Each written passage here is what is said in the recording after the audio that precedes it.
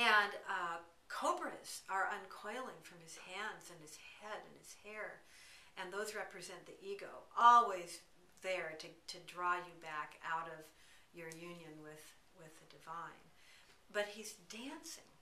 And the dance is very, very important. The fact that he's dancing is important because it represents the eternal creation and destruction of creation that has no beginning and no end, and it just continues.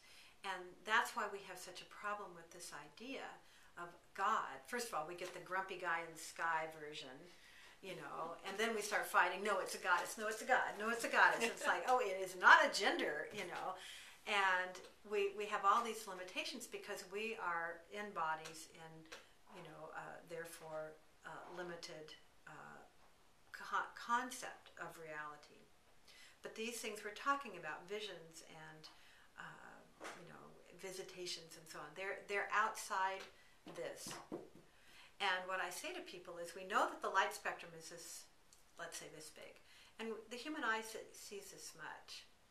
So are we really willing to kick the dog for hearing the dog whistle because we can't hear, that part of the sound spectrum? Well, same with the light spectrum. And so physicists know that the subatomic activity is constantly dancing. It's constantly moving. It's constantly creating and uncreating.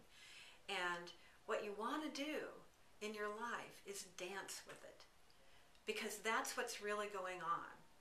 And it's that kind of joyful acceptance. The Holy Pig Farmer says, say yes to everything God throws at you. And of course, there is the whole idea of frequency. As you meditate and use prayer, and you get your own thinking in the more refined realms, you attract that. And that's where you live, and then things become happier, and you have this protection. And don't take my word for it, try it. Do you think that you have to be holy or psychic to have such a transcendent experience? Can anyone learn to do it? Everyone is holy and psychic. That's the big secret.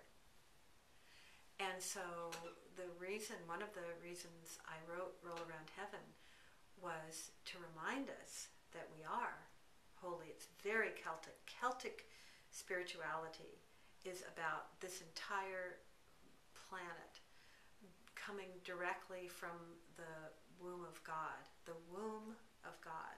Not a distant father over there going, but and I don't mean it to sound too feminine, but it's the idea of creation again, back to the dance of Shiva, back to just the dance of creation, but holy because of its origin, and we are all that. And the Holy Pig Farmer says we're here to remember that we are a holy child of God. And think about it, if you really believed that and you knew that, think of what human beings couldn't do to each other anymore. We'd be incapable of doing the things that we do. I think the entire suite of problems in the human experience are because of a spiritual crisis. And I think they can all fundamentally be solved by a spiritual awakening. It's interesting, Jessica, as we speak, your answers to my questions are so intense and earnest and serious, and yet the tone that you strike in your book is hilariously funny. And I can only commend your book to the readers for a rollicking good ride. Well, I like to say that Roll Around Heaven is a gift, because the story was a gift to me, and it provided everything I've ever wanted and then some.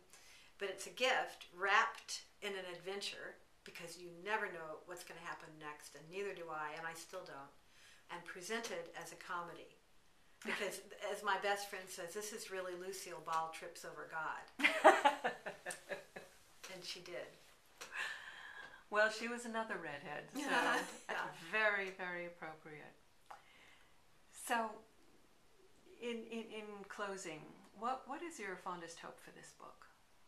Well, I hope just that. I hope that, and by the way, it's already happening. We have reports. People who have early copies or read the galley, it changes your own, I think, sense of yourself. I'm not sure what. I know that the stories are magical or enchanted because they weren't my idea. I'm just the reporter. I really am just reporting this. But there's something woven into these stories and into the book that people are able to internalize. And I've had people call me and say, magical things are happening now that I've read this book. And I said, yeah, that's why I wrote it. And the whole idea is what the Holy Pig Farmer says, which is, you're here to remember you're a holy child of God, and that this place is sacred, and that things will be arranged and provided for you. And no one really wants to believe that because it sounds so, I don't know, childish, until it starts happening. A top person at Powell's bookstore in Portland doesn't like spiritual books, didn't want to read Roll Around Heaven. And she was convinced that she ought to read it. And she called the marketing person at Beyond Words, which is Simon & Schuster's West Coast partner in Oregon, out of Portland.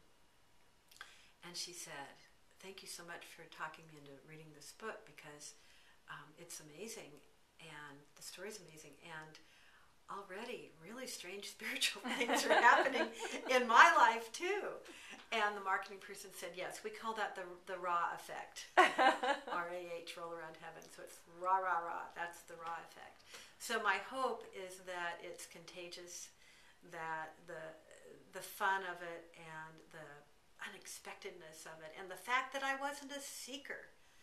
Oh, one reviewer said that because my tradition is nature writing and outdoors writing, that I can look at these experiences from the outside instead of being too inward. And that's where things can get boring, I think, for the reader. And no, this is, you're right, a rollicking adventure that is really fun. And so my hope is that windblown seekers will find confirmation of what they suspect or hope for. Total cynics will have their minds blown because we got evidence. You're in trouble. And that everyone who likes a real good story will enjoy it, if only for that. But I think there really is a kind of enchantment woven into the story that is contagious in the best of ways. And I think that my hope, to sum it up, would be that the reader ends up rolling around heaven right here on earth too. How lovely. Thank you very much, Jessica. Thank you.